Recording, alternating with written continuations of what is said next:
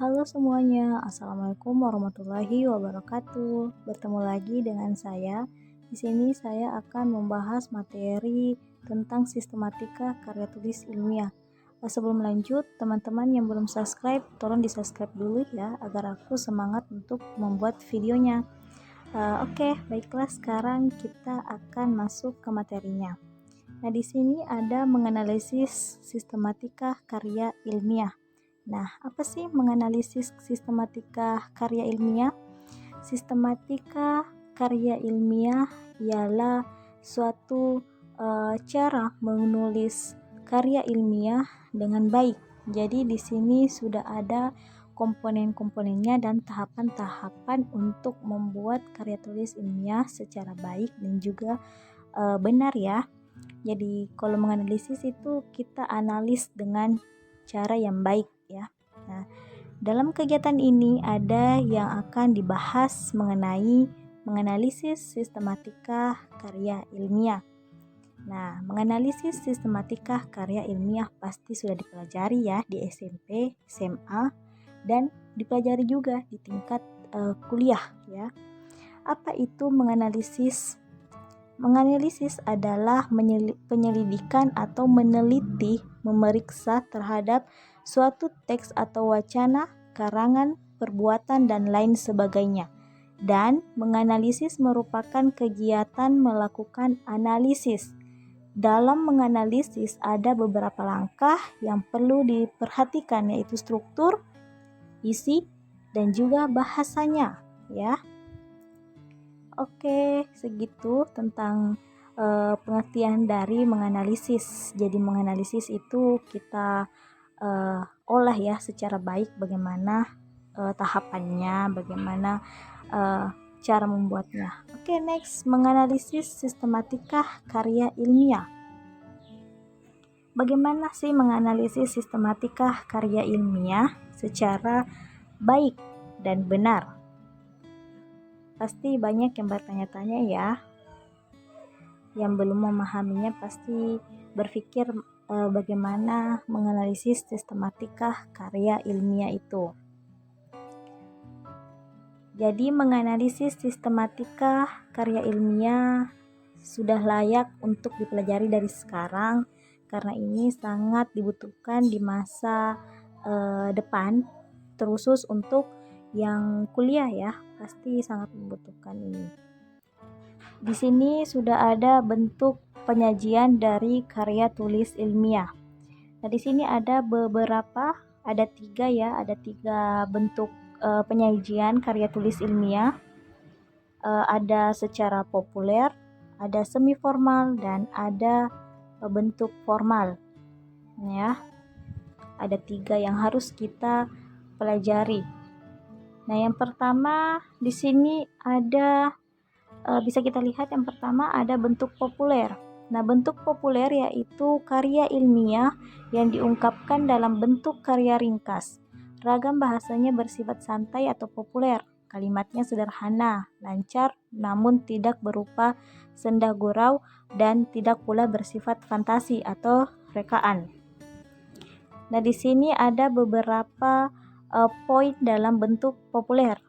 Yang pertama yaitu bentuknya manasuka. Artinya kalimat yang digunakan dalam bentuk populer ini merupakan kalimat yang mudah diresapi oleh semua kalangan. Artinya dapat diketahui oleh semua kalangan, baik itu anak-anak, remaja, dewasa maupun orang tua ya. Yang kedua yaitu ragam bahasanya bersifat santai. Jadi bahasa yang digunakan pun harus bahasa yang mudah dipahami, tidak bertele-tele bahasanya. Terus yang ketiga yaitu contohnya artikel, esai, dan juga jurnal. Jadi KTI bentuk populer ini sering digunakan ya untuk anak sekolah. Untuk anak sekolah pastinya selalu membuat artikel ataupun esai dan juga jurnal, pasti selalu ya disuruh sama gurunya untuk membuat artikel. Oke, Selanjutnya yaitu kita beralih ke bentuk penyajian KTI dalam bentuk formal. Nah, dalam bentuk semi formal di sini ada beberapa poin ya. Jadi apa semi formal itu? Jadi semi formal yaitu karya ilmiah yang digunakan untuk berbagai jenis laporan. Nah, biasanya dapat berupa makalah karya ilmiah. Jadi, bentuk semi formal itu memiliki beberapa aspek poin-poinnya ya. Di sini bisa kita lihat ya, ada beberapa bentuk, ada 7. Yang pertama yaitu halaman judul. Nah, apa saja yang kita bahas di halaman judul? Di halaman judul itu merupakan halaman yang bisa kita ketahui penomoran dalam kertasnya ya, setiap halaman gitu. Jadi ini sangat penting dalam membuat makalah gitu ya. Jadi begitu penjelasan dari semi formal. Nah, yang kedua yaitu adanya kata pengantar. Nah, kata pengantar merupakan kata atau kalimat sambutan yang berisi ucapan terima kasih, ucapan pembuka ya, namanya ucapan terima kasih untuk yang telah berpartisipasi dalam membuat sebuah makalah itu. Kemudian yang ketiga ada daftar isi. Nah, daftar isi itu berisi isinya ya, berisi isinya, artinya berisi judul, poin-poin penting yang terdapat dalam makalah, terus dijadikan sebagai daftar isi. Jadi seseorang yang melihat daftar isi itu bisa tergambar bagaimana isi dari makalahnya, seperti itu ya. Kemudian yang keempat ada pendahuluan. Pendahuluan itu merupakan kalimat awal, kalimat pembuka, ucapan yang berisi rumusan masalah, latar belakang rumusan masalah dan juga tujuannya berada dalam pendahuluan. Selanjutnya yang kelima itu ada pembahasan. Pembahasan ini berisi seluruh materi yang kita jelaskan dalam makalah. Kemudian simpulan. Jadi di kesimpulan ini berisi rangkuman seluruh materi yang sudah dibawakan dalam makalah, dijadikan satu dari kesimpulan yang secara ringkas dan jelas. Selanjutnya ada daftar pustaka. Nah, daftar pustaka itu berisi laporan-laporan yang dari mana artikel ini kita dapat ya, dari mana artikel ini kita dapat, kita cantumkan sebagai bukti bahwa kita mengambil artikelnya atau mengcopy paste artikel ini ke makalah kita ya, seperti itu. Jadi nggak semerta-merta kita mengambil artikel orang tapi kita tidak mencantumkan dalam daftar pustakanya gitu. Jadi kita harus mencantumkan di daftar pustaka yang telah kita buat gitu loh, ya kan? Terus yang terakhir dalam bentuk penyajian KTI di sini ialah bentuk formal ya. Bentuk formal. Ini bentuk formal sangat bagus loh, sangat bagus untuk dipahami karena ini wawasannya luas ya dalam bentuk formal. Karena ini digunakan sampai kita berada di perguruan tinggi ya. Jadi karya tulis ilmiah dalam bentuk formal itu karya ilmiah yang disusun dengan memenuhi unsur-unsur kelengkapan akademis secara lengkap. Ya, kayak gitu. Terus yang komponen-komponen penyusun dalam karya tulis ilmiah bentuk formal ada beberapa, bisa kita lihat di sini. Yang paling panjang itu bentuk formal ya, karena ini memang secara jelas dan lengkap. Yang pertama ada judul. Nah, judul itu merupakan sebuah gambaran dari makalah atau dari tesis, dari skripsi atau disertasi yang kita buat. Jadi judulnya sudah tertera, berarti kita tahu, bisa membayangkan oh judulnya kayak gini, isi skripsinya kayak gini gitu. Terus yang kedua yaitu tim pembimbing. Nah, tim pembimbing itu merupakan orang atau dosen yang membimbing kita untuk menjadikan sebuah skripsi, tesis ataupun disertasi kita menjadi selesai ataupun sukses ya. Kemudian yang ketiga yaitu kata pengantar. Nah, kata pengantar itu seperti yang saya jelaskan tadi, kata pengantar merupakan kata sambutan atau kalimat sambutan yang diberikan kepada seseorang yang telah memberikan kita tugas, kepada seseorang yang telah membantu kita dalam mengerjakan tugas tersebut. Nah, kemudian yang keempat ada abstrak.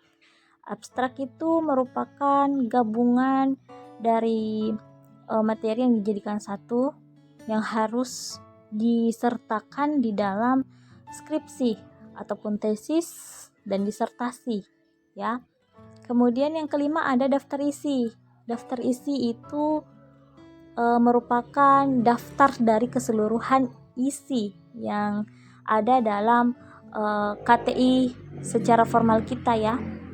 Terus ada bab pendahuluan. Nah, bab pendahuluan itu bab yang awal, bab pertama yang menjelaskan latar belakang, menjelaskan rumusan masalah, menjelaskan tujuan.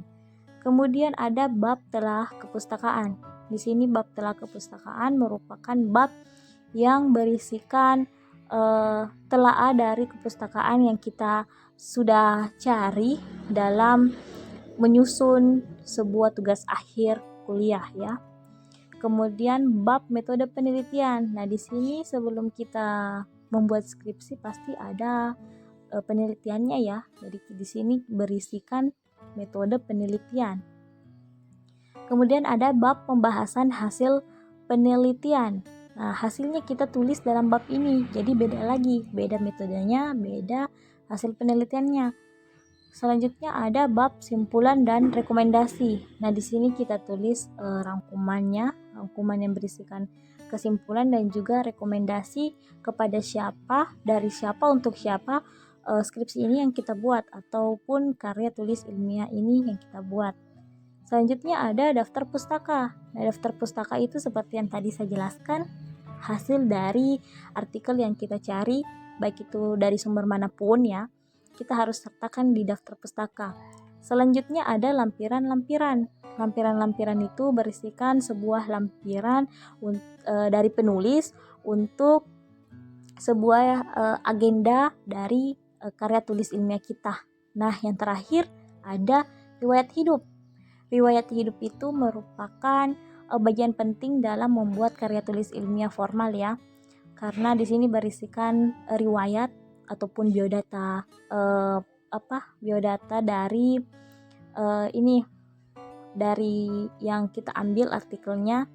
Jadi kita di situ ada biodatanya, biodata dan biodata dia lah intinya gitu ya, yang berisikan pendidikan, tempat kerjanya kayak gitu ya, tentang riwayat hidupnya gitu. Jadi di sini ada 3 contoh dari bentuk formal KTI, karya tulis ilmiah bentuk formal itu. Contohnya kita bisa aplikasikan di skripsi, tesis, dan disertasi. Jadi skripsi itu dikerjakan di saat kita tugas akhir dari S1, tesis itu untuk S2 dan disertasi untuk S3-nya gitu. Kalau semi formal itu contohnya apa? Nah, di semi formal itu contohnya makalah ya, makalah biasa. Terus di bentuk populer itu contohnya apa? Nah, ini tadi ada artikel, esai, dan juga jurnal. Jadi kita harus bisa membedakannya ya, harus membedakan dari ketiga bentuk KTI ini agar tidak salah jalan gitu loh ya. Jadi kita harus memahami betul isi dari bentuk penyajian karya tulis ilmiah yang telah saya sampaikan. Ya, ini sebagian sudah lengkap ya. Selanjutnya ada isi karya ilmiah. Nah, di sini berkaitan dengan banyak hal, bukan sesuatu imajinatif ya, bukan sesuatu yang dibikin-bikin. Selanjutnya masalah yang bersifat empiris. Nah, masalahnya di sini ada next keagamaan, ada bahasa, ada budaya, ekonomi, politik, dan juga alam sekitar. Jadi di sini kita harus bisa membedakan masalah-masalahnya. Jadi nggak sembarangan untuk bikin karya tulis ilmiah. Jadi harus dilengkapi dengan poin-poin penyusunnya yang benar. Nah, KTI terdiri dari 3 bagian. Apa saja kira-kira? Ya, ini dia. Next. Oke. Ada bagian pendahuluan, bagian isi, dan bagian penutup. Bagian pendahuluannya itu awalan dari sebuah KTI. Bagian isi ya bagian pembahasannya, isinya yang kita akan jelaskan. Terus ada bagian penutup. Nah, ya, penutup itu merupakan akhir dari sebuah karya tulis ilmiah yang berisikan kesimpulan dan juga saran, ya, seperti itu. Jadi ini enggak terlalu sulit ya untuk membuat karya tulis ilmiah, hanya butuh ketelitian dalam membuatnya. Enggak sulit tapi enggak mudah juga ya. Jadi kita butuh bantuan juga, butuh bimbingan dari orang lain gitu. Ya kan? Oke, sekian dulu video yang saya buat. Terima kasih yang sudah menonton. Jika ada pertanyaan, saran, tanggapan atau masukan, bisa ditulis di kolom komentar. Insya Allah saya akan menjawabnya sesuai dengan pengetahuan saya. Bagi teman-teman yang belum subscribe, silahkan subscribe dulu ya, agar aku semangat untuk membuat video lagi ya. Dan sampai jumpa di video aku selanjutnya. Wassalamualaikum warahmatullahi wabarakatuh.